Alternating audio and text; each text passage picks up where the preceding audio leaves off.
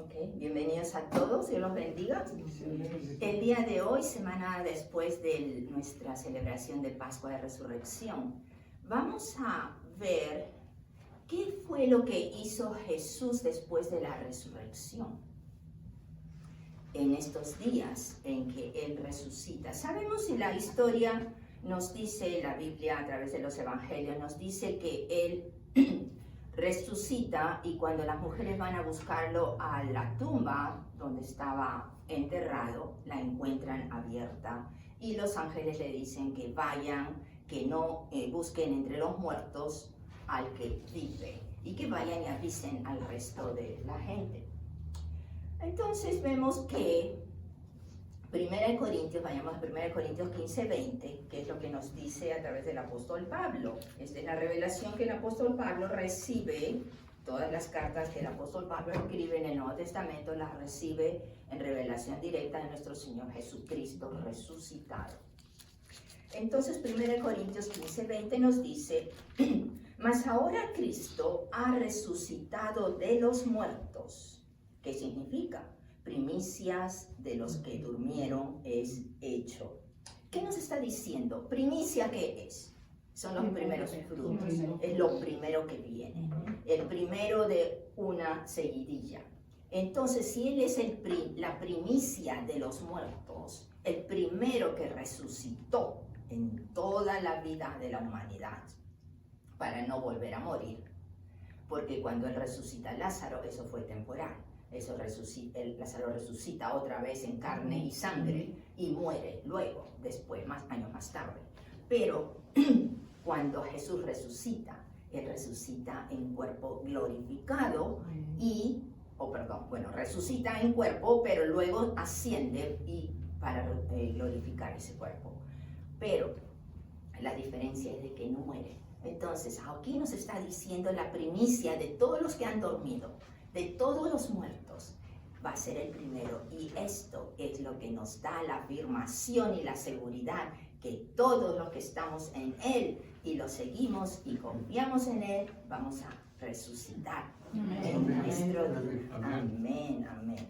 Así vemos entonces en el verso 21,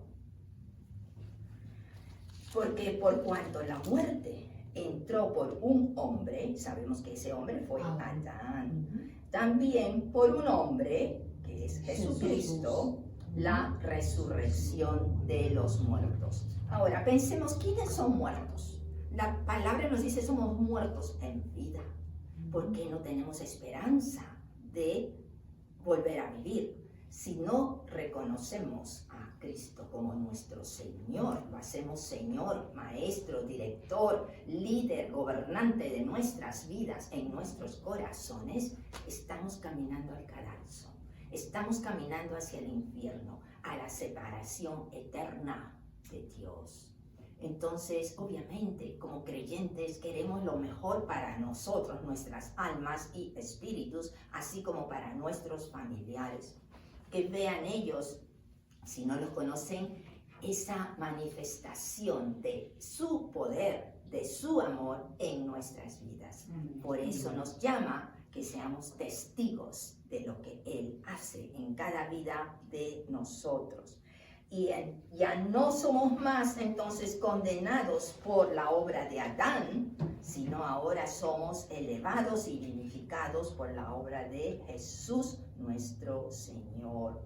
Y el verso 22, porque así como en Adán todos mueren, también en Cristo todos serán vivificados.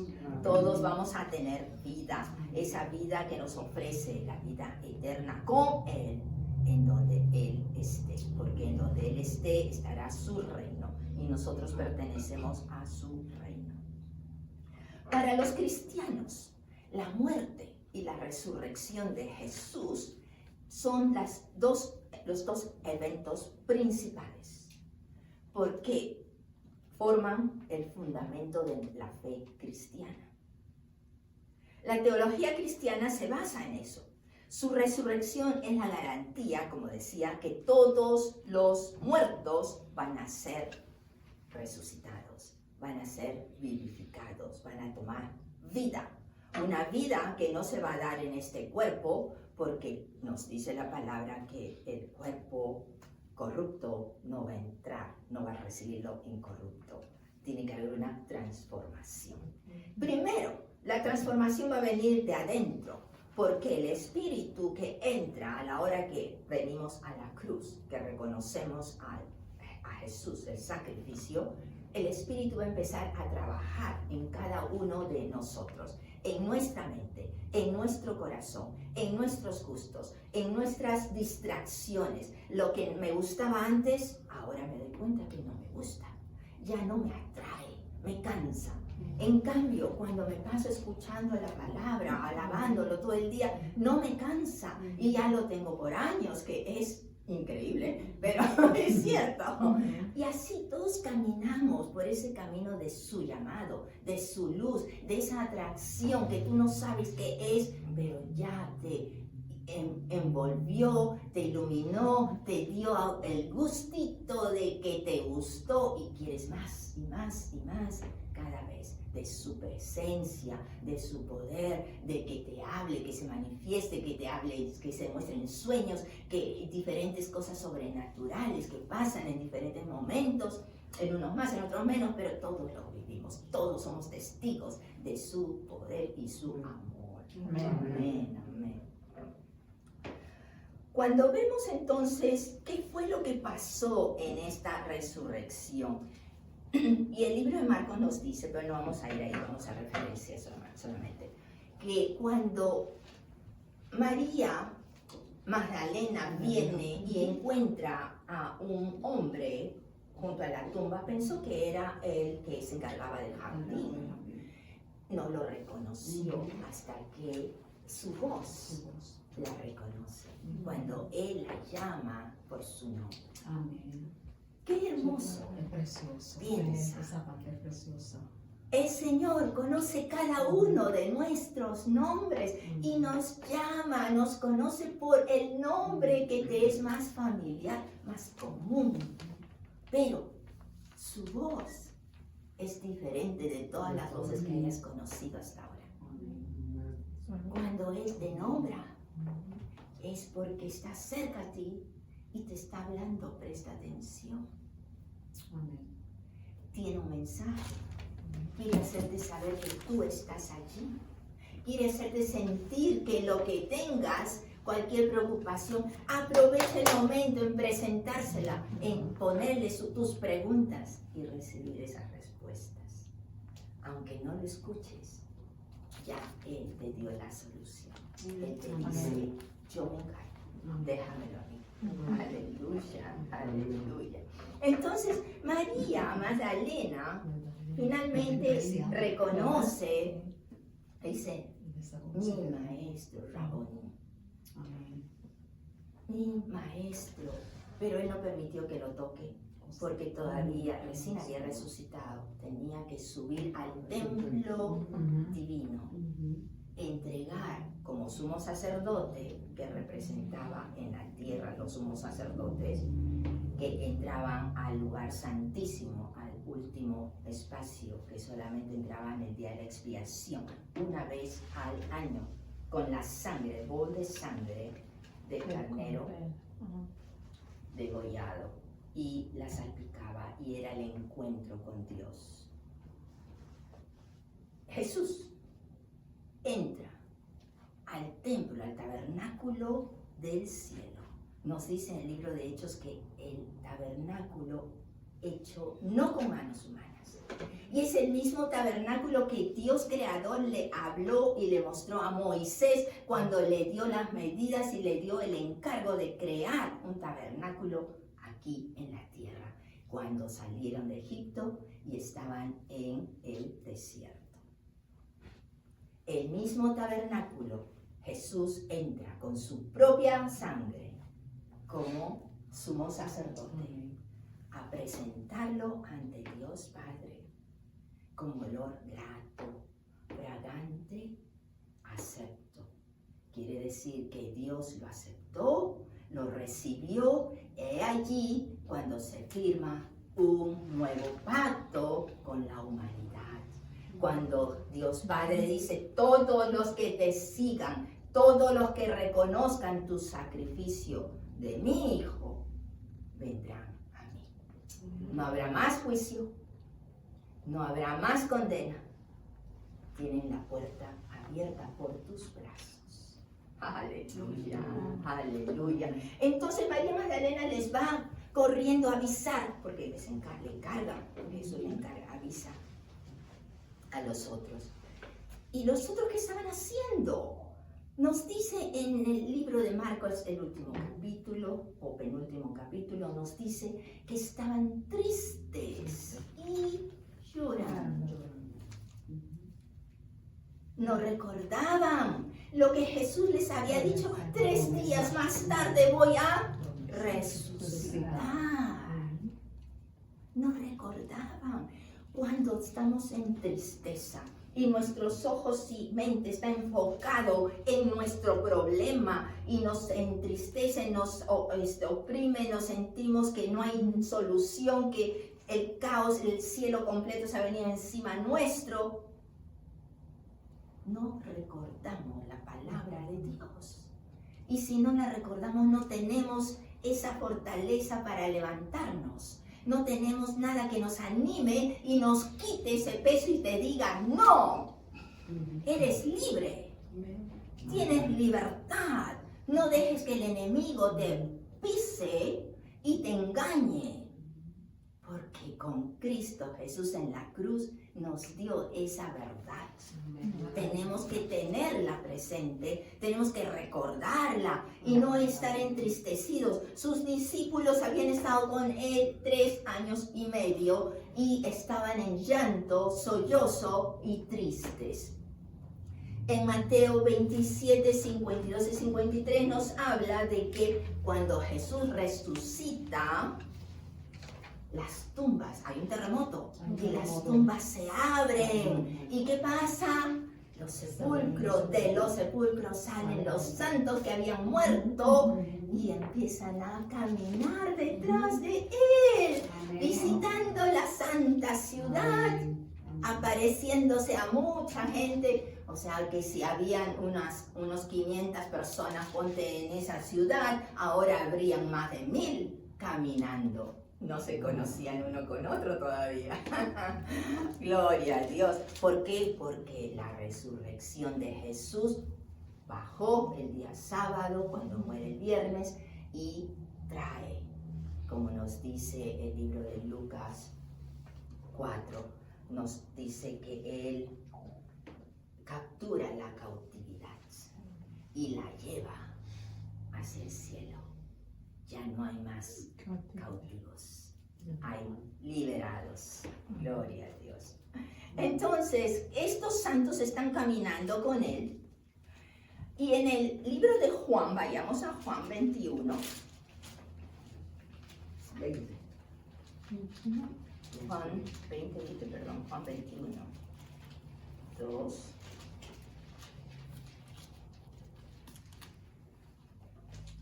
Juan 21, 2, nos dice que estaban juntos, estaban en reunión 7 de sus discípulos. Y nombra aquí entre ellos a Pedro, que sabemos que es el que lo negó, y también lo nombra a Tomás. Tomás, el que no creía hasta que tocara sus heridas. Están aquí en el mar de Galilea. Estaban reunidos hablando probablemente, de la resurrección, porque había pasado y se había presentado a sus discípulos. Estaban contentos, claro que sí. Pero ¿qué hicieron? ¿Qué nos dice en el verso 3? Pedro, Simón Pedro, ¿qué dice? Les da su decisión. He tomado una decisión. Ahora, hemos estado con el maestro 3 años y medio. He dejado mi industria de pesca abandonada. No sé cómo está, ahorita no tenemos ningún ingreso económico porque no tenemos trabajo. Todos habían dejado sus trabajos para seguirlo. ¿De qué vivían? Mientras estaban con Jesús, Él los mantenía por las ofrendas de los santos. Pero ahora que ya no está Jesús, así entre comillas, ¿de qué vamos a vivir? Voy a pescar. Regreso a mi oficio porque necesito ingreso económico. Viviendo en lo natural, es lógico de que voy a vivir. Pero, ¿qué aprendieron en esos 3 años y medio? ¿Para qué lo siguieron a Jesús? Entonces, nunca se pusieron a pensar en el después de. Podrían haberle preguntado en algún momento que él ya habló de tantas veces de que iba a morir, iba a resucitar, porque si Pedro era tan bocón, hablaba lo que se le venía a la mente, no tenía, como decimos, pelos en la lengua. Entonces, Señor Jesús, y después que tú resucites, mueras y resucites, ¿qué vamos a hacer nosotros? A nadie se le ocurrió preguntar. Nosotros somos más preguntones de repente. Bueno, entonces, ¿qué pasa? Que van y empiezan a hacer sus mismos oficios, y no solo él. Entonces, como él opinó abiertamente su idea, dijeron, yo también, todos. Y habían 7. 7 es el número perfecto de Dios, el número de completo. Y ahí fue que pasó, que ocurre, que pasa en la noche, porque los pescadores procuran ir en la noche, es mejor porque los peces no ven sombras, no se asustan, etcétera, es más tranquila las aguas y pueden pescar. Pero no pescaron, nada. Cuando en eso aparece Jesús nuevamente, y tampoco no recuerdan, no lo relacionan con esa vez que se apareció y que creyeron también que era un espíritu, un fantasma. Nuevamente se aparece, no lo reconocen, y hasta que Jesús usó las mismas palabras, como diciendo, ya pues, ¿cuántas veces te voy a repetir lo mismo? Tira tu red a este lado. Fue cuando lo reconocen. Y ahí no queda, porque Juan le tuvo que decir, es el maestro. El desesperado salió entonces, pero la red cazó más de lo que pudo contener y sin embargo no se rompió. La primera sí se rompió, ahora no se rompió. Y pesaban porque eran peces de cantidad y de todo tamaño. Una sola, cargándola. ¿Qué nos está diciendo esto? Que cuando él reconoció que era la voz de Jesús y que era su comando, era de su palabra, su poder, se manifiesta lo sobrenatural. ¿Por qué se rompió la red en la primera vez? Porque Jesús le dijo, tira tus redes. Y el otro, como ya las había limpiado, ya las había doblado, las había enmendado, porque tú sabes que cada pesca siempre se hacen huecos, etc. Dijo, pero ¿tú quién eres? Yo soy pescador, yo conozco mi oficio. ¿Tú me vas a decir qué hacer? Me he pasado pescando y no había ni uno solo, y tú me estás diciendo ahora que la tiro otra vez. Las tiré. ¿Y qué hice? Tiro solo una de las 3 que tenía. Por eso se rompió. Por la desobediencia, por la incredulidad. No se manifestó. Cazó, pero no pudo tener ninguno porque al romperse todos se fueron. A no ser que vaya a nado y tratar de agarrarlo, ¿no? Entonces, ahora no. Ahora cuando dijo, y solo tenía una, y la tira, y caza mucho más de lo común que cazaba, que pescaba, y no se rompió porque estaba en obediencia. Esta vez Jesús le había dicho que lo que iba a hacer, y lo hizo. Entonces me están diciendo claramente, claramente que cuando caminamos en el camino de obediencia es cuando se manifiesta lo sobrenatural. Gloria a Dios, gloria a Dios.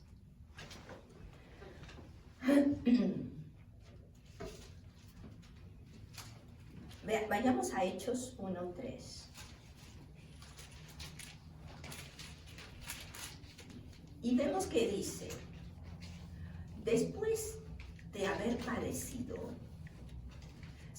está hablando de Jesucristo, se presentó vivo con muchas pruebas indubitables, apareciéndoseles durante 40 días.